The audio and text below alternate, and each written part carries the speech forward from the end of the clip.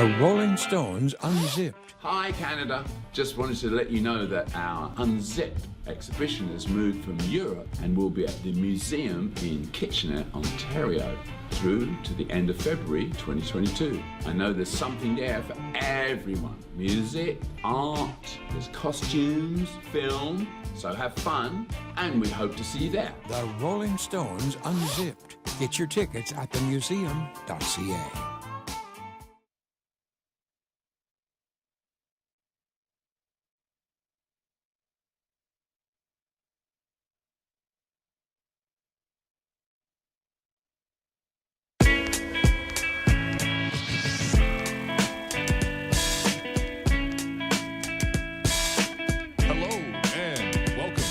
Raptors Show, powered by DoorDash on Sportsnet 590 The Fan.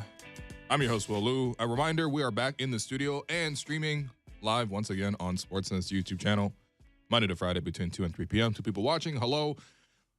I am joined by my producer and co-host, Alex Wong, on this wonderful Monday where the Raptors had an entire weekend off. They did go to practice, but, they finally had a weekend off, which is what they deserve after playing and winning 4 games in a stretch of 5 nights. Yeah, what's up, Will? How was your weekend? Did you get to have a weekend off as well? Yeah, much like the Raptors, I took all of Saturday off, just to unwind and not do anything really. And then Sunday, I was part of a documentary series. So I was, at a studio talking about Raptors Twitter, which I'm sure there'll be more details to come on this eventually down the line. Obviously, these things take a long time to get made, but I'm pretty excited about the project. And maybe you'll be involved too. Who knows? Yeah, no, that'll be exciting. I'm glad you got some time off. For people tuning in to hear Will Lou beat the Chris Boucher allegations. Oh, top, damn. That is coming up in the second segment. So we got something good in the first segment, so there's a reason for that. Yeah, just bear with us. But like you mentioned, the Raptors are rolling. They're in Charlotte tonight on a 5-game win streak on the road for most of this week. So after tonight, they play OKC on Wednesday, Houston on Thursday, and then back home against the Denver Nuggets on Saturday. I'm thinking 3-1 this week. What do you think? No, I don't think the Raptors will lose. I think if they get tonight, there's a chance for them to keep this win streak going for a bit. Yeah, and I don't want to see the Raptors lose because I don't want to see them play below their level. Charlotte is a very good team in terms of their offense. Defensively, I don't trust them, because I don't think they prioritize it at all. Obviously, that is more of a 50-50 game, especially because it's on the road. But I think with the way the Raptors are playing right now, if they give a good effort, we saw, even without Fred, they were able to beat the Hornets rather easily in Toronto, right? So hopefully there's a repeat of that game. We'll see if there's part 2 to Champagny versus PJ Washington. Are you interested in that? Oh, I completely forgot the about undercard that. of all undercards. What were they fighting about, by the way? They were just shoving each other? Yeah, PJ kind of like clipped him with a screen or something, and they kind of shoved back and forth for a few possessions, and then Champagny was like, enough is enough. He's like, enough is enough. I got to get this dap from Masai. Yeah. Masai secretly wants to institute like hockey fighting rules. I feel like Masai would vote yes on that. Probably. He did employ Serge for like 5 years. Why would we make it sound like Serge was just a street fighter? What's wrong with you? He wasn't, but if he was in Street Fighter as like a special character, I think that'd be kind of cool. Yeah, let's make that happen. And of course, the main event this week, trade deadline is coming up Thursday at 3 p.m.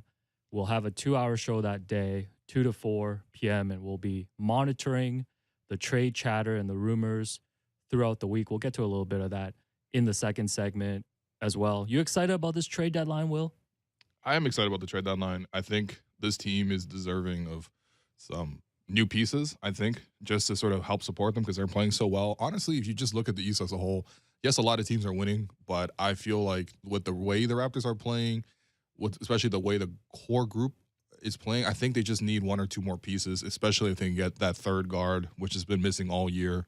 I think Delano's giving them good minutes, but I just think that somebody who can consistently create their own shot, set up others, be an off-ball shooter, would really help this team, especially when you consider the fact that you would want to lessen the minutes load on some of the guys like Gary, like Fred in particular, just ahead of the playoffs. You don't want to burn them out just in the regular season alone. If they got a reliable starting caliber center. I think, that is something the team has also been linked to, and that makes total sense considering the fact that, they played decent with this small ball group. I think the overall numbers are not good because they generally don't play well in the first half. Second half, they play great. They close out with this group. That's fine.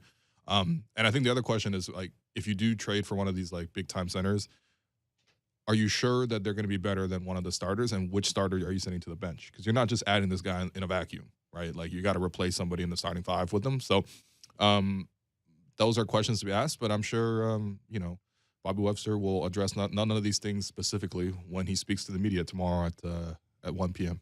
That's right. Pre-trade deadline press conference from Bobby tomorrow. We'll cover that on the show. So Masai's just not doing pressers anymore? What's going on? He even told us when he signed his contract, and there was the whole announcement and celebration at Hotel X in the summer, that he joked at the end of it. He's like, "Yeah, this is the last one you're gonna see me at. This is Bobby's thing now." So I don't think he was joking though. I think that's part of the deal when you signed a contract bigger than, like, let's say all but like 5 of your players. You don't have to do as many of these things. Although I do miss it. I think a Masai press conference, it hits like nothing else.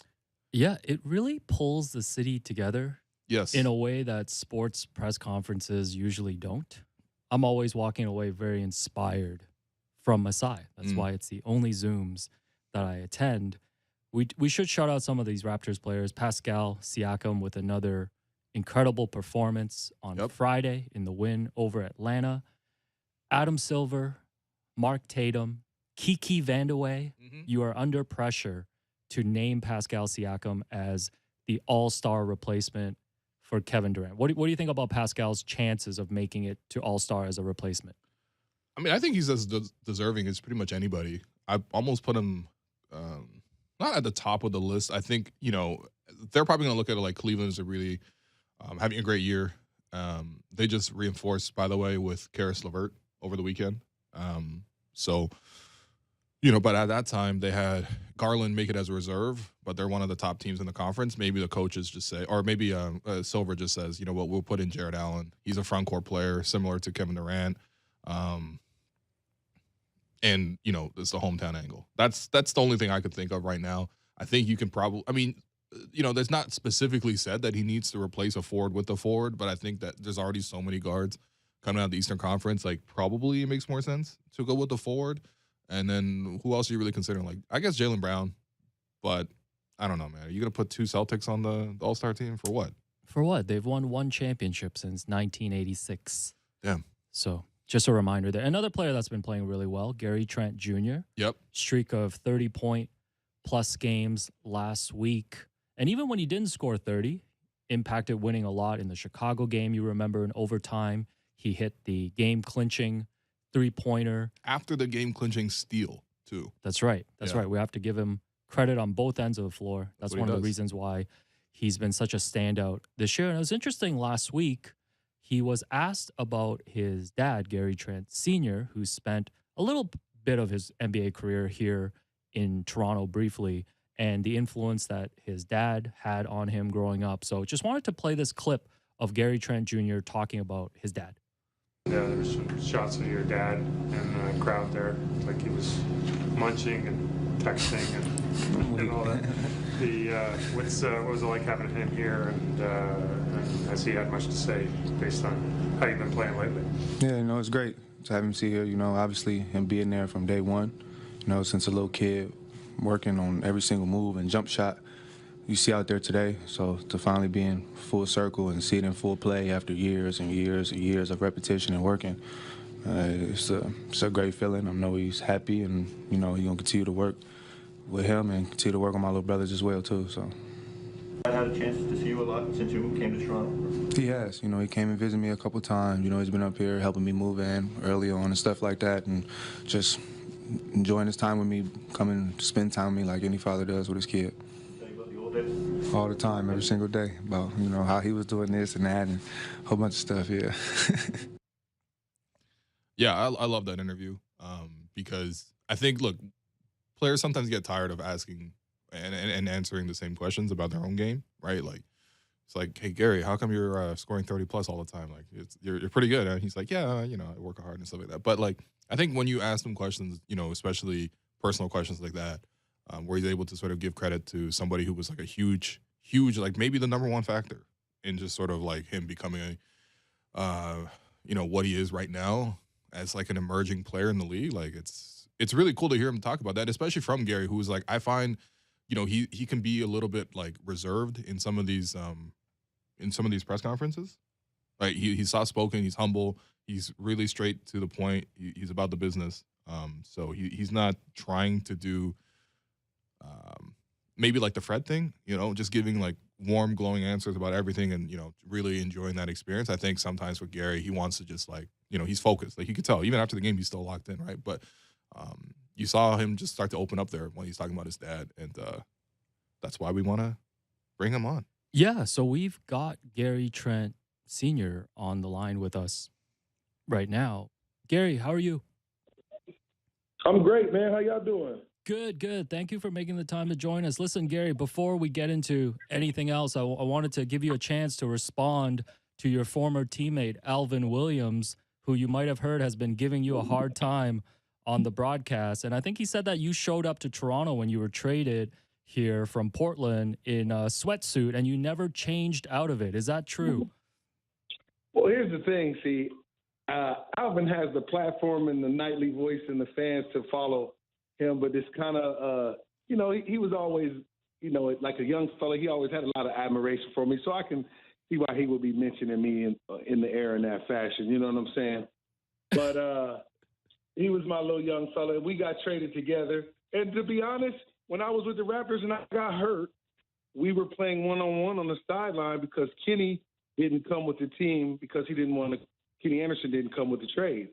So until everybody passes their physical and passes the trade, we were not allowed to participate with the team or play in any games. So in all actuality, I'm playing one-on-one on the sideline. I cross him. He landed on me, and that's how I got injured. So he's the reason why I sat out of the Raptors game. Oh, wow. Okay, so we have Alvin Williams to blame for this. There could be a guilty conscience for what's going on. But now I'll be hearing them talking trash on TV like, every time I look up, he's eating. I love that. I think I noticed, too, you showed up to the arena in a fur coat. Was that something that you had from your time in Toronto many decades ago, or was that a new acquisition? No. When you see me at the games looking fresh like that, them is all new, fresh, pressed minks and furs. You know what I'm saying? I love that. What is it like, Gary? I know you only spent a brief time, like you mentioned, here in Toronto, but what is it like coming back to Toronto? I know, obviously, the past week when you had a chance to watch Gary and the Raptors play, it was in front of a minimal number of fans. It was an empty arena. But what is it like, the experience for you coming back to watch a team that you once played for? Oh, it's beautiful, man. Just like going to watch them play for the Blazers. It's so many people have changed places and are not in place at these organizations, from so many years ago. My biggest thing when I'm watching my son play is the happiness and joy that he plays with now. My son played with so much pain, and my son was so depressed and so down and so sad in Portland that watching him play actually used to hurt me. Damn. Because I knew my son wasn't feeling himself. He wasn't playing his game. He was under a lot of negative pressures from negative statements from front office people and lack of belief and things like that. So my son getting traded was the best thing for his spirit and for his career and just for his emotional, mental balance. When I come and visit my son now in Toronto, he's in a much happier place mentally and a spiritually happier place. He smiles more. He's looking forward to practice. He's looking forward to the games. And I see the love of the game and the love for the game blossoming within him again. Whereas when he was in Portland, he wasn't feeling that lively. And I don't know if you have children or not, but if you have a child and your child is sick or your child is not feeling well or something like that, as a parent, you can feel that. You can see that. Wow. Gary, well, first off, thanks for sharing that. I'm very happy to hear that your son is in a happier place. And obviously, as Raptor fans, we're just seeing what we're seeing, and it's like, your son's having a career year, and he looks like he's really coming into his own as a player. And I wanted to ask you, as his parent, like, what kind of training did you put your son through? Because I remember him, speaking with us briefly in training camp, and he talked about you guys would do this like wild exercise like on a track when he was at the age of 5. So can you take us through that training regimen that you sort of put him through, even from that very, very early age in life? Well, when I was training my son early on, I always I knew he wouldn't be 7 feet tall or anything of that nature. So to me, I felt it was very important to have the essential guard skills of ball handling, shooting, and being able to guard people, because everybody has this thing where, oh, I play this position, I play that position. No, you don't. In the game of basketball, you are what you can guard. If you can't guard a point guard, you can't play the point guard position. Don't tell me that you can guard this guy, but you can't stay in front of him. When you play basketball, as kids, everybody matches up on the open gym court with, oh, I'm going to guard somebody my size. You know how you as a kid, you just look at somebody your size and you do the matchups? Yeah. But that's not how it really works. You are what you can guard, and that's the bottom line in basketball. But, I felt as a child, my son, I asked him, do you want to play basketball, or how do you feel about it and whatnot? And he was like, yeah. And I was like, and I just broke it down to him that if you're going to play basketball, this is what you have to put into it. And my son never wavered from that. I'm talking about, it's even in my younger son. So I don't know if it's just something in the DNA. Like when he got out of school every day, he'd be like, Dad, we're going to the gym. Dad, we're going to the gym. Wow. Dad, we're going to the gym. It was, are we going to the gym or are we going to practice? We're going to the gym or are we going to practice? And, you can, many years, you can go back 20 years. Anybody in Columbus at Lifetime Fitness or anybody in Minnesota at Lifetime Fitness, you look on my Facebook, my son will call me on Friday nights. We'd be at the gym at 1 a.m. because he's like, Dad, I can't sleep. I was just watching NBA TV. I saw some moves I want to go work on. Now, there was a couple times I'm like, at the nightclub, like when he started getting in high listen. Oh, he's you're getting in your high style school now because he's been working since he was little. I'm like, at the nightclub, I get a call. My son calling me at like 12:30 in the morning. I'm like, something must be wrong. So I answer the phone. I'm like, what's up, son? He like, yeah, I'm just sitting here watching TV, man, watching NBA TV. Wanted to see where you was at. I'm like, oh, I'm out and about. He like, you want to go to the gym? I'm like, right now? I got bottles on the table and everything, right? So I'm like, you want to go to the gym right now? He like, yeah, I just was watching NBA TV and I wanted to work on some moves. Now, first thing I thought, I'm like, man, his mom put him up to this. You know what I'm saying? So then I'm like, okay, cool. Everything stops when my kids call. So, boom. Right. I leave the bottles on the table. I leave the girls in the section. Just leave them there. I already been drinking, so I get in the Uber, go all the way home, go work my son out till about 3 a.m. Wow. So another week or two go by, and the same thing happened. And now I'm realizing, no, this ain't his mom. This is my son's spirit and mindset. So, as he got older and he got a better understanding for the game, and the more footage and film he watched, he just became more and more driven. If you look at my son's career, the biggest thing about my son's career that people probably don't pay attention to, and I think is very big, is my son is a winner. Mm. If you look at him as an elementary child, my son played AAU. He won 3 national titles, in elementary. I'm talking about second grade. We had a team with Michael Porter, because he used to live in Indiana, Chris Wilkes, who went to UCLA, because we lived in Ohio at the time. Mm-hmm. So my son played with all these future pros back in elementary school. So you got 3 national titles. Then you get to high school. You win state titles. Then you get with Team USA. Not only was you Team USA MVP, but you win 2 gold medals. So if you look at my son's career, he's always been a part of winning, and he's always been a major contributor to the winning success of wherever he's been. Yeah, absolutely. And you know what? This is something I wanted to ask Gary about. And I forgot to ask your son, but so I'll ask you, like, as you're describing, right, your son's a 5-star recruit. He averages 30 in his last year of high school. He goes 29-3. He goes to Duke. He kills that as a freshman. He plays in all 37 games. He's 3rd in the ACC in threes made as a freshman. And a team with Marvin Bagley, Grayson Allen, and Wendell Carter, right? Those guys are all, going pro first rounders. Why did Gary not go in the first round? Like, why did NBA GM screw this one up? I don't think they screwed it up. What happened, if you look at my son's career on the EYBL, everything that my son is doing in the NBA, he did in high school. Okay. He goes to Duke for 1 year with the mindset of winning a national title. Mm-hmm. So he got broadcasted to the world in a useless position. If you look at the analytics, my son had like a 10% usage rate, and he still averaged 14, 15 and had better numbers than some of the guys who made the all-ACC freshman team, but you couldn't put all the guys from Duke on that team, Right. on the freshman team, you know? Right. So if you look at it, he broke J.J. Redick's record, and I'm talking about like on a 10% usage rate where you don't get your number called at all. But see, that wasn't the plan when we went to Duke. My son had committed to Duke, and then after Bagley reclassified, he got kind of jerked around in the lineup of what happened. So his role went from somebody important to assumingly somebody that was not important, because I believe if they would have ran that offense through my son and ran that offense through Wendell, Duke would have had a national title. But instead, it was running it through Grayson and Bagley, and that's why it ended up the way it did. Yeah.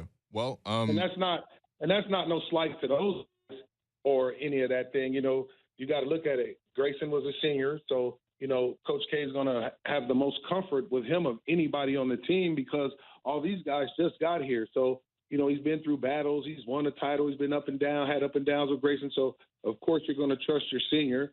And then when you look at the upside of what potentially Bagley had, I can see why the offense was running through that. I can understand why things happened the way they did, but there was moments where I'm like, nah, this shouldn't be happening. And when you get on the biggest stage of the world and most scouts are looking at it like, well, if he could do this, this, and this, Coach K would have put him in that position to show he could do this, this, and this.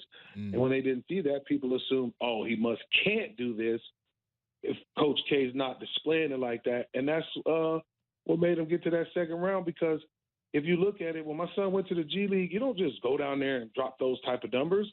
You don't come out of high school dropping those type of numbers. You know, it was the 8-month span of his career. That 8-month span of my son's basketball career put him in that second round. My son was never a second-round player because, honestly, if you talk to anybody that got drafted in his class, that graduated in high school with him, that all played with him on the EYBL, they would tell you, like, they were surprised at that, you know, because they felt like, you know, he'd been a top player in high school all of his career. So how now do we get to this point where all the same guys that I've been better than for the last 4 or 5 years just jump in front of me? But now that they are all on a playing field where it's equal playing time and things of this nature, I mean, I did an interview when my son got drafted, like I told the guy in the Oregonian. All my son needs is opportunity. You're going to see what I'm talking about. And I'm not saying this because I'm an overzealous parent or I just love my son and my child can do no wrong. No, I'm speaking logically because I understand the game of basketball. I understand how this works.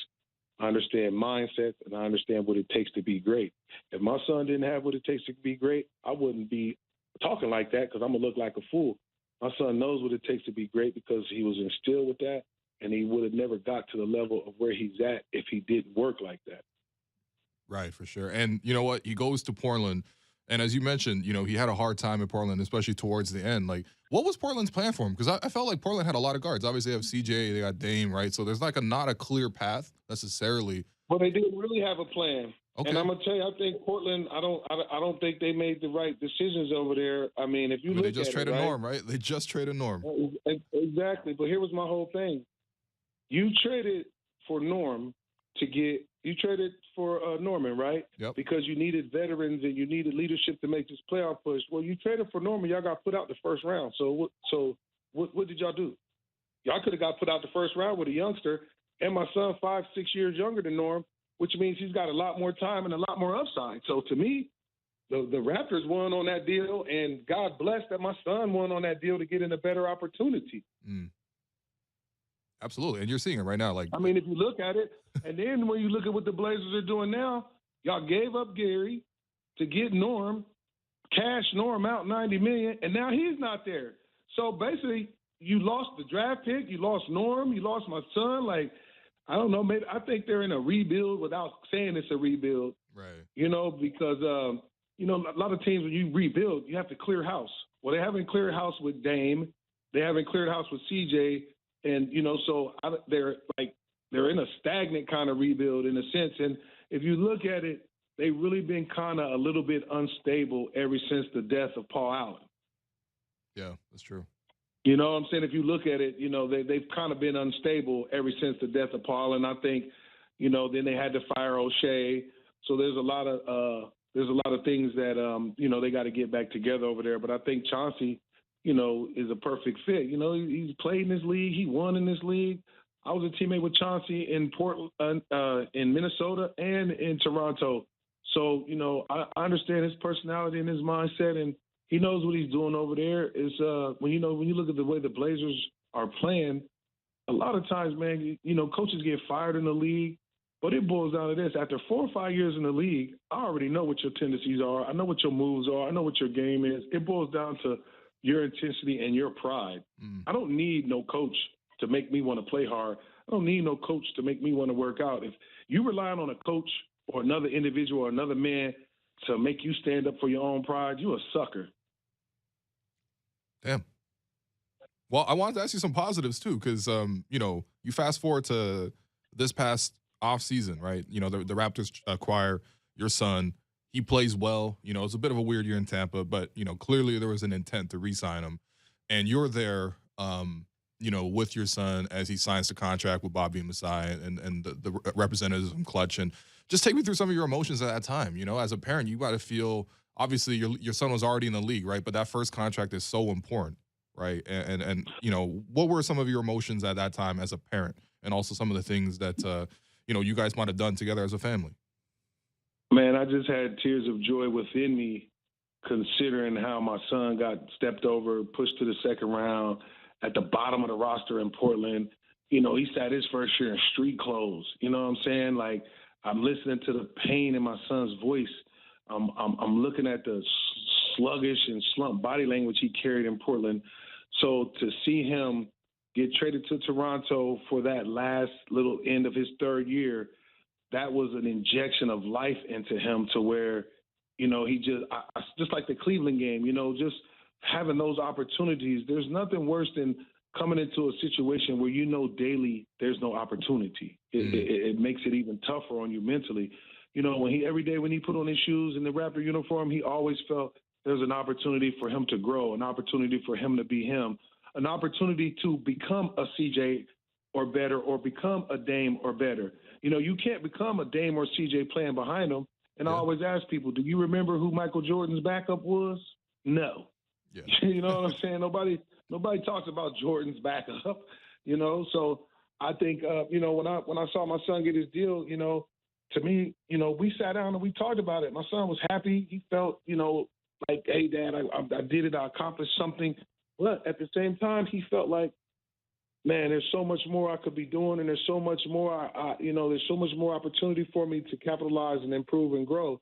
And to me, to sit there and listen to my son sign a $50 million deal, talk about, as he's signing the deal, how much more work he can do, man, that was beautiful to me, because you didn't look at it like, oh, I'm accomplished now, or I don't have to work anymore. This is all I needed. To sit here and then be like, man, I'm 22 and I did this. All I got to do is keep going, and my life can be like, he's already seeing a brighter future and more work and things of that nature. And that's what warmed my heart, because a lot of times, man, guys get that money and they put their feet up like, hey, I'm good. I got everything now. $50 million, in professional sports, $50 million is not really a lot of money when you're looking at $200 million deals and whatnot. But when you look at the overall scale of life, dude, yeah, $50 million is like shit, man. $50 million. I mean, you know what I'm saying? Yeah. So I think, but to me, I was happy that he accomplished and got some security in his life. But it was more of a blessing to hear him feel like he wasn't done. And that was most important for me, to hear him like, man, if I keep working, I can do this.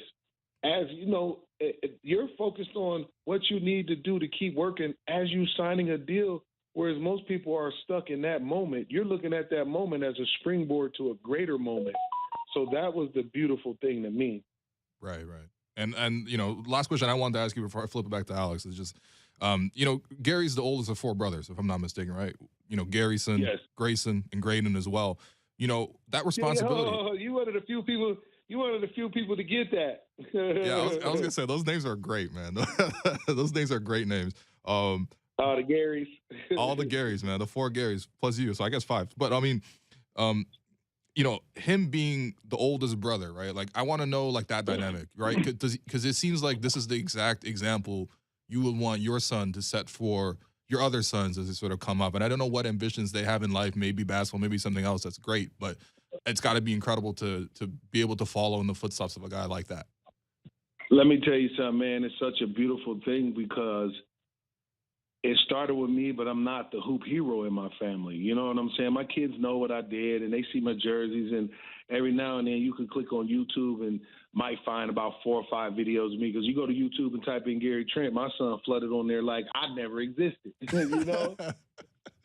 You go to YouTube and type in Gary Trent, you got to dig through all his videos, and you'll catch a clip or 2 of me. But it's beautiful because, my youngest 2 sons are hell-bent like Gary was on trying to make it to the NBA, right? Watching games all the time, going to the games. And, my third son, Grayson, wants to go to the game and sit courtside and get landed on by an NBA player because he want to be in the game so bad. He told his mom, when I go to the game, we went to the Bucks game, he's like, I hope Giannis falls on me. I'm like, son, if Giannis falls on you, you're going to be hurt. I don't want that. Like, he wants to touch an NBA player. But to me, it was a blessing to inspire Gary, because after games, you come and sit in the locker room with me, Kevin, Sam, watch us sit in the ice tub, listen to our conversations. You see the scouting board, and you saw all those things as a 5, 6, 7-year-old child. So when you grew up, as opposed to you looking at, oh my God, NBA players are like untouchable and gods or something, you felt like, this guy's normal. I can be this guy. I can be this. Right, yeah, of course. And that is the inspiration. Like when I was a kid, to me, the super duper ultimate fantasy Disney person that I just felt like I would never be able to touch in life would be Michael Jackson. Like, Michael Jackson was just larger than life. So I was like, oh man, Michael Jackson, so I don't want my kids to look at NBA players like that. I want them to look at them players, admire them players, but then when they touch them, talk to them, and see them, feel like I can be that. Right. I'm looking at a Van Fleet. Freddie about 5'10", 6 foot maybe. My third son. Maybe. No, I'm saying, and my third son, he feels like he might not be 6'7", 6'5".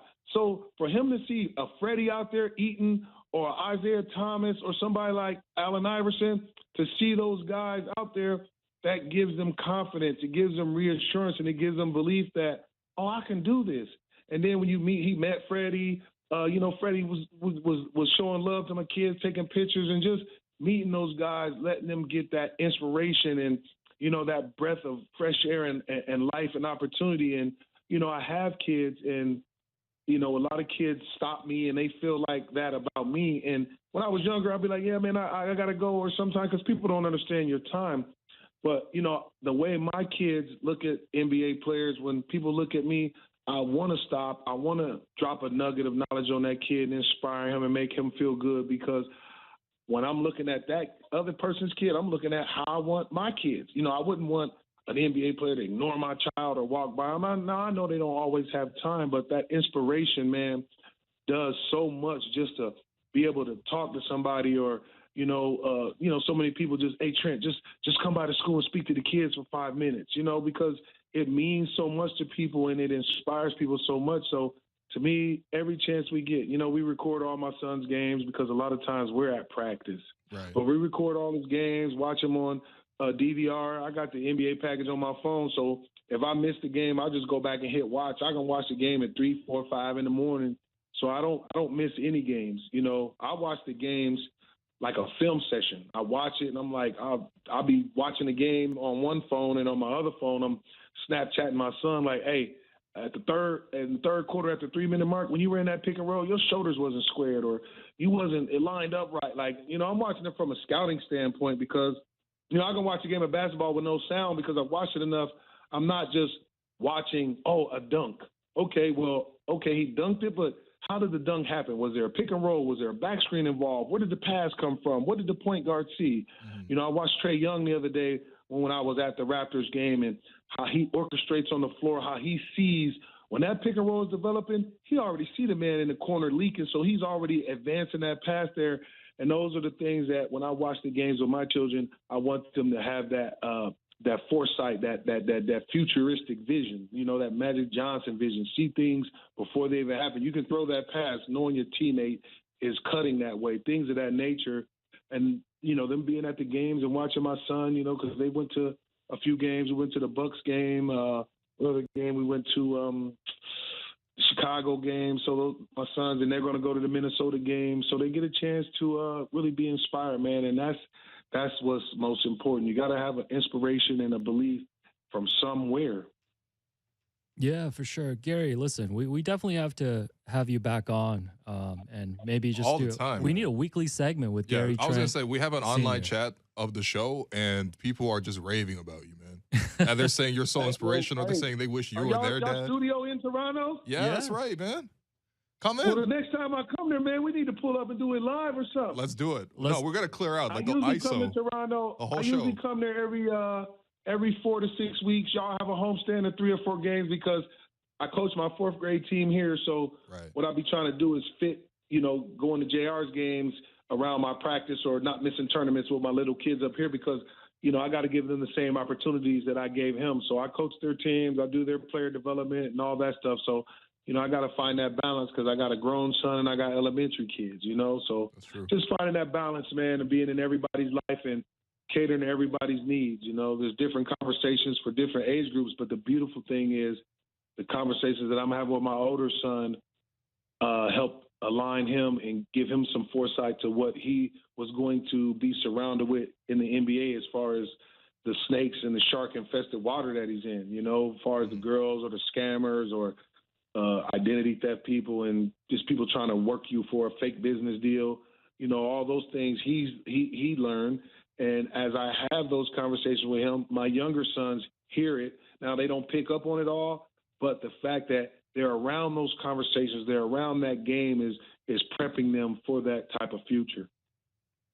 Yeah, we definitely need you in studio. Maybe you can just chat with Will. That's one less day I have to come in. So that would work for me too, Gary. Listen, there's still so much more that we got to talk to you about, but we'll save that for next time. Really appreciate you. Thank you for your time, really. And y'all next time y'all see Alvin talking about me on TV, say, man, you got to stop being jealous of Gary's fashion. You know what I'm saying? He used to see me pulling up to the game, in the Gators and the 3 pieces. He used to be looking at my style. I know he kind of wanted my style. That's why, the suits that y'all see him wearing today, speaking of inspiring young kids, I was inspiring to him. So, he can tell y'all about it. All right, we're going to call Alvin at some point over the next couple of weeks and get a response and then keep this rivalry going. Gary Trent step up in there with that wildlife on his feet. Oh, man. Okay. Gary Trent Sr., really appreciate your time. Look forward to talking to you very soon. Thank you, fellas. Thank you. Damn, like father, like son, huh? That's what I'm saying, man. We need to call everyone's dad. We need to call your dad. Yo, my headphones are hot right now. Genuinely, just from that interview. Damn. That's crazy. Interview of the century for real this time. Actually, though, we're not even trying to gas it this time. Shouts to Jody Meeks, though. Of course, but, come on, there's levels. So, all right, I think that's a good spot for take a break. I'm your host, Willu. You've been listening to The Raptors Show, powered by DoorDash on Sportsnet 590, The Fan.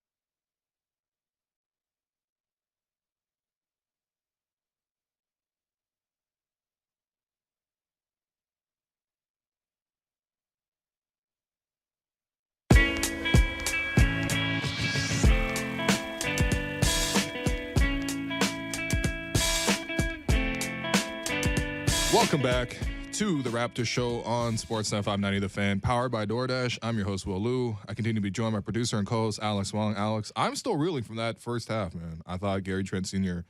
was genuinely the interview of the century. He was so open. He shared so much game, and it makes me even happier to see Gary shine, you know, knowing more about the background and sort of the things he went through, right? So, yeah, no, I love to talk big to thanks. not just to Gary Sr., but maybe even Gary Trent Jr. as well at some point. Yeah. I don't know how much he wants to talk about his situation in Portland versus here in Toronto, but that was really eye-opening in a way to hear, because I feel like we didn't know too much about how he felt about that situation there. Couple of news and notes before we get to the main event of Will Liu speaking about the Chris Boucher allegations. So Fred VanVleet and Shantae Neal got engaged. Congratulations. This weekend. Nobody made more commitments this weekend than Fred VanVleet. On Saturday, he committed, and then on Sunday, he committed to the three-point shootout. What are your expectations for Fred VanVleet at the three-point shootout? I think Fred, you know, obviously I've seen him warm up. Like, literally, this is like where the warm-up report really comes in, because I've seen him do his workout. I wouldn't be surprised if he hit like 20 out of 25. And you know those deep threes that they do, the 4-point shots or whatever, those little promos, the little Mountain Dew ball. Like, he's got that easily in his range. I'm not even kidding. Maybe he'll make it or maybe he'll miss it, but I've seen him make like 8 or 9 of those in a row, those like 30-footers. So I expect him to do well, but you never really know, right? Because the thing is, to let people know behind the scenes in All-Star Weekend, there's a lot of festivities going on. Yeah, lots of parties. Yeah, you know, lots of business nightclubs, business bottle meetings. service, like Gary Trent Sr. was saying. Yeah. A lot of business meetings. Yeah, when Fred is done with All-Star Weekend, I think the Raptors are off until the Friday, the week after. Please just send Fred home. Don't let him into the gym. Give him 3 days off. He's going to need it. He needs some time off. And he deserves it. And he deserves it. He deserves the world. So shouts to Fred. Like Gary Trent Sr. mentioned, the Portland Trail Blazers traded Norman Powell to the Clippers last Friday. And Norm showed up. I've never seen a person happier in NBA history. He was so happy. There's a video on the Clippers official Twitter account if you want to check it out. Serge didn't seem that excited to see him when they dapped up, but I think it might be because Serge is not sure if he's still going to be there past this Thursday. Come on, man. But I couldn't even hate when Lawrence Frank greeted Norman Powell. It's a great trade by Lawrence Frank. I have to say this. I'm sorry. And it's nice to see Norm. Last night, he scored 28 points in his debut against his favorite team, the Milwaukee Bucks. I mean, they did lose. They did lose. By a lot, but it's okay. I'm just here to read off how many points Norm scored. Yeah, Norm is winning, and I'm happy for Norm. Genuinely, really happy for Norm. Again, I don't know what's going down in Portland, but it seems like people are a lot happier when they leave. Anyway, hopefully Yusuf Nurkic the same way. Anyway, go ahead. All right. So the second main event of the show. This was our original first main event. I'm not gonna lie to you, but Gary Trent Sr. just came in and completely took over, and we have to. Like, I'm serious. Like, I'm telling you right now. You know this as a producer. We need to get him back as much as possible, because we have so much more to ask him. We're going to ask him about Gary's fashion. We'll bring him back. We're going to talk more about sort of the way that the team is playing right now. The Raptors, obviously, in a great rhythm, in a great flow. How he's working with Coach Nick and everything like that. And I mean, he's just just the best interview we've had so far. No, he was great. I'm still stunned. We're going to make it happen, and I'm going to hop in the YouTube chat at some point, hopefully this week or next week. Grab some questions too from the YouTube audience that you guys want us to ask Gary Trent Sr., and we'll definitely continue that conversation. We need to call Alvin at some point as well. But that's enough news and notes. So last week, Toronto Raptors forward Chris Boucher released a new podcast called Hustle Play at Yahoo Sports Canada. There, free promo. And in the first 5 minutes of the podcast, as I was listening, because I consume all Raptors content, he was talking about dealing with criticism on social media, and your name was mentioned. Actually, I don't need to describe this. We have the clip here, so let's listen to this clip from Chris Boucher's podcast. When we just kicked this off, you mentioned that you were struggling early in the year. Yeah, y'all didn't help, but hey, It is. Now, what it is. who's y'all? Twitter. No, I was bigging you up. I'm always bigging you up on Twitter. Listen, you my guy. I wouldn't do the show. You mean on without you. Twitter? I'm talking about Twitter. I'm talking about BBFGI, whatever. I don't know who you are. I'm talking about Smooth Bucket. I don't even know if You're you talking ever played about basketball. you're talking about William Lou. Listen, Killing you on there. Listen, He's been better as my of boy late, William. Listen, I do not have an issue with him. Like I said, the only issue for me is I make mistakes. So we all stop making it like it's the biggest thing. I should never play basketball ever again. That's all I'm saying. Because you pick and choose when you want to put me on the spot, but you don't do that with everybody. Like, what the are you doing, Chris? Like, what is this? What is that? Okay, well, sometimes you tweet some and I feel the same. Do I go on my Twitter and say, what the is William you talking about? No. So just leave it to that. Besides that, you do a good job. No, I like William. I mean, I think he's legit. He's really passionate. I thought he's said some crazy stuff about you before, though. 100%. And like I said, I'm a respectful person, and I won't say nothing because, like I said, it's his job. But don't let me be a reporter and have to report about reporters because I'm firing. What crazy stuff have you said about Chris? I'm sure you'll find it, man. I think I probably said this about everybody. I also think in the specific case of Chris, he'll make like some plays that are,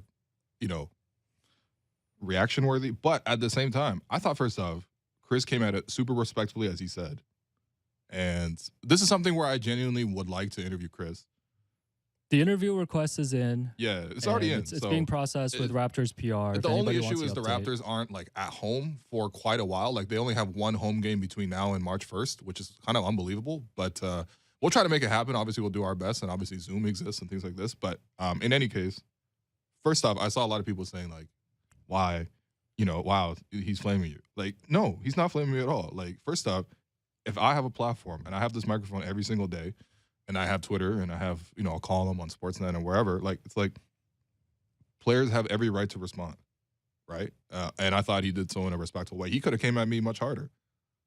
Yeah, I actually didn't have any issue with anything that Chris said. Like you said, it's always two sides. Yeah. And for me, it's always, if you're going to criticize the players or analyze games in a particular way, like you have to expect that. And people that don't know, we actually were supposed to sit down with Chris back on media day at the start of the season. Right. He was the first player that we were going to interview on this Raptors show. No, our first job at Sportsnet was to go interview Chris Boucher. And they knew what was going on. And we literally had a rundown where Will highlighted at the top that he was just going to apologize and clear the air. Yeah. And, I think one of the clips he was referring to, we can play it here. Earlier this season, Chris had a few defensive closeouts that were ultra aggressive in a game against the Boston Celtics. So this audio clip you're going to hear is Will playing the clip and reacting to the game.